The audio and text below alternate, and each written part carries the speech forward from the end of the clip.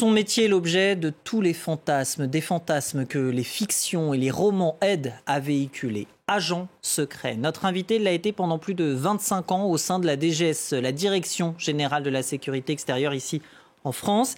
Il signe L'Homme de Tripoli aux éditions Mareuil et nous raconte notamment les coulisses de sa mission en Libye jusqu'à la chute et la mort de Mouammar Kadhafi. Un livre riche en révélations. Bonjour Jean-François Lullier. Bonjour à vous. Merci beaucoup d'avoir accepté notre invitation ce soir. Qu'est-ce qui vous a poussé à parler maintenant, là, comme ça, alors que Mouammar Kadhafi est mort il y a plusieurs années maintenant? Des secrets justement trop lourds à porter peut-être? Non, l'idée, beaucoup plus simplement, c'était de raconter la vie d'un agent secret, comme on les appelle souvent, sur le terrain. Notamment, c'est le cas en Libye, confronté à un événement d'importance internationale. Est-ce que la DGSE, alors si ce n'est à valider, en tout cas déjà lu votre livre?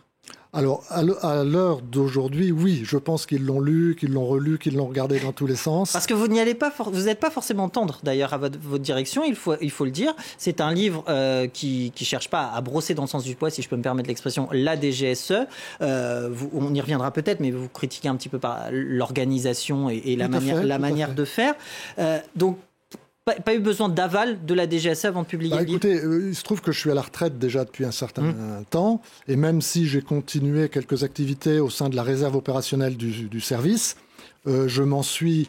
j'ai démissionné avant la publication de l'ouvrage. Alors, avant d'évoquer la Libye à proprement parler, oui, puisque c'est une bonne partie du livre, je voudrais qu'on revienne sur votre parcours. Oui. Très jeune, vous avez choisi l'armée. Et le déclic, ce qui vous pousse finalement à sauter le pas vers le métier d'agent secret, c'est cette volonté de lutter contre le terrorisme dans les années 80. Racontez-nous. Absolument. Écoutez, j'étais jeune officier à l'époque, au sein du 1er PIMA, comme je le raconte dans le livre. On cherche tous un sens à sa vie. Je l'avais trouvé au sein de ce régiment d'élite, mais je ne pouvais pas y rester indéfiniment. Et c'était l'époque où il y avait une campagne d'attentats importante en Europe et notamment en France. Et je m'étais dit que c'était le combat qu'il fallait mener pour défendre les intérêts de notre pays, pour défendre notre pays, voilà. Alors vous dites, une carrière derrière un bureau, même avec des responsabilités, ne m'intéressait pas. Il fallait de l'action. Voilà, c'est ça. Et vous avez trouvé ce que vous vouliez. Oui, c'est un peu la continuité de ma carrière militaire en fait, puisque j'étais militaire au départ, donc comme je vous le disais, dans ce régiment d'élite qui travaillait déjà pour le SDEC, l'ancêtre de la DGSE, où j'avais trouvé justement de l'action. Voilà, et donc j'ai continué un petit peu dans le même esprit, quoi. Alors, ce qu'on apprend aussi dans votre livre, vous dites avoir une dette de vérité envers vos enfants, parce que peut-être que nos téléspectateurs l'ignorent, mais vos enfants n'étaient pas au courant de vos activités d'agent secret, en tout cas, pas avant qu'ils deviennent adultes. Exactement. Pour le On premier vit dans le secret, même avec ses proches. Au sein de la famille, oui. Mon épouse était au courant, évidemment, notamment parce que quand on faisait des missions en famille, évidemment, il y a aussi des mesures de sécurité, etc. Donc, il fallait qu'elles soient impliquées. Mais les enfants, non, ne savaient pas exactement ce que je faisais, non. Ils l'ont su, disons, sur la fin de leur adolescence, quand ils étaient en capacité de comprendre ce qu'ils avaient le droit de dire aux copains ou pas. Et vous justifiez, entre guillemets, en tout cas, vous expliquiez vos voyages, enfin vos missions, plus exactement, à l'étranger? Dans mon cas, c'était simple. D'abord, je me servais de la couverture diplomatique qui nous était offerte au sein des ambassades. Donc j'étais un diplomate. Et comme en plus j'ai cette formation militaire, je disais à qui voulait l'entendre que j'étais attaché de défense. Attaché militaire, si vous voulez. Alors, L'Homme de Tripoli, que je remonte ici, ça raconte surtout votre mission en Libye, oui, comme son nom l'indique, alors que le pays est chahuté dans le sillage des printemps arabes. Vous êtes arrivé en 2009, je crois, en Libye, et vous racontez en toute transparence, il faut le dire, toutes les tentatives de recrutement de proches du pouvoir de Mouammar Kadhafi, les tentatives de déstabilisation également. Finalement, votre rôle, on comprend, c'est de prendre le pouls en Libye de la population et de savoir qui pourrait se retourner contre Mouammar Kadhafi finalement. En quelque sorte, c'est effectivement le job qui m'est confié quand j'arrive à Tripoli. Vous êtes officier traitant quand vous êtes en Libye, c'est-à-dire expert en manipulation? un peu? Oui, tout à fait. Parce que c'est ça. Oui, c'est ça. Le métier d'officier traitant, c'est un métier de relations humaines, en fait, de manipulation de l'homme. L'homme est au centre du travail. Alors, on imagine aussi à quel point c'est dur de travailler en toute clandestinité dans un pays comme la Libye de l'époque, entièrement cadenassé. Racontez-nous justement les difficultés auxquelles, alors pas sur 3 ans, puisque vous êtes resté 3 ans, mais auxquelles vous avez pu être confronté justement. Alors, l'intérêt de ce séjour en Libye, si je peux dire les choses comme ça, c'est que j'ai d'abord connu l'ère Kadhafi pendant 15 mois, 16 mois environ. Et là, effectivement, j'ai vécu dans un pays complètement cadenassé par des services de sécurité omniprésents. Ce qui complique la tâche d'un officier de renseignement, que je suis, l'agent secret, dont le but est de chercher du renseignement secret chez les Libyens, justement, pour éclairer les gouvernants français. Donc, cette chape de plomb des services de sécurité nous complique la tâche, mais on est aussi formé pour essayer de travailler en toute sécurité, en clandestinité, comme on dit chez nous, pour justement obtenir ce que l'on veut. Alors ça a permis, entre autres, la chute, la mort, c'était pas forcément le but évidemment visé, mais en tout cas la chute de Mouammar Kadhafi.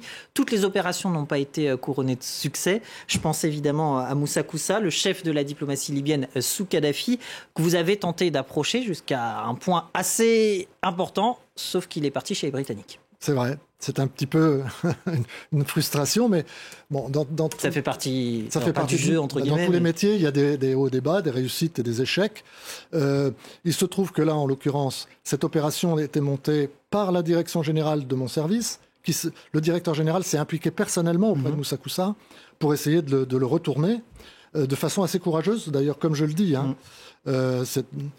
Pour le retourner à notre profit. Donc, Moussa Koussa a mordu à l'hameçon, si vous me permettez l'expression, est venu, commencer des pourparlers de paix, oui, voilà. Et puis, en fin de compte, au moment de répondre à notre invitation de venir en France, il s'est esquivé, il est parti dans son coin, on pensait le retrouver le lendemain, etc. Et en fait, il s'est retrouvé à Londres où il a obtenu l'asile politique. Voilà. Alors, un des épisodes marquants de votre vie d'agent secret, toujours en tout cas en Libye, c'est lorsque vous devez quitter l'ambassade de France en Libye. Oui. C'est peu de temps avant la mort de Mouammar Kadhafi. C'est 6 mois environ avant la mort de Kadhafi.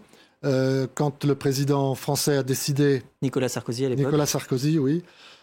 A décidé d'intervenir en Libye. Il a fait, sans doute à juste raison, évacuer toute la représentation française, mais pas seulement, puisque toute la communauté française sur le territoire a été évacuée.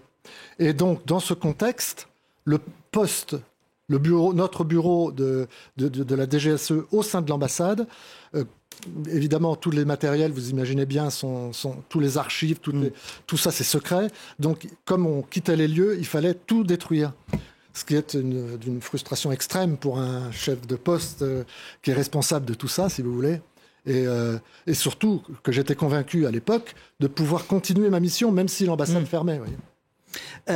Vous n'hésitez pas, on le disait en préambule de cette interview, à critiquer votre institution sur son organisation, alors pas seulement, mais aussi à la manière dont elle traite finalement ses espions, malgré leur succès.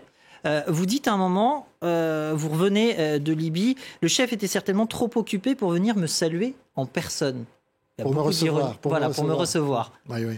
Oui, parce que c'est ce que je reproche effectivement, du moins à la direction de l'époque. Ça a peut-être changé depuis. Parce que vous étiez à la direction du renseignement au sein de la DGSE. C'est ça, absolument.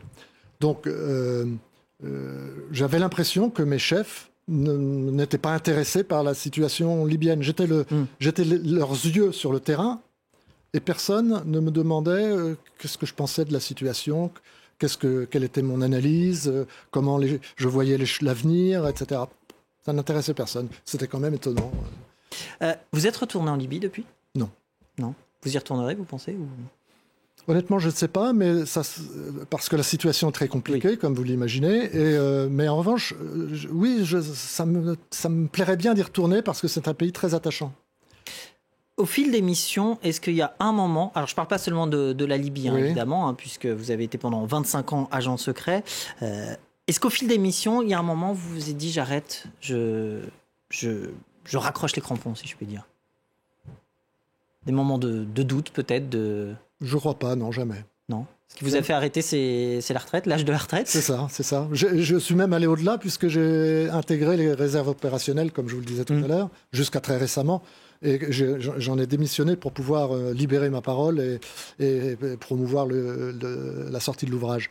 Donc, non, jamais. J'ai jamais, parce que j'étais convaincu de l'utilité du rôle que j'avais et ça correspondait tout à fait à ce que je recherchais, c'est-à-dire de l'action, de l'aventure, du stress. Du stress aussi, mais ça fait partie du métier, un métier passionnant à bien des égards.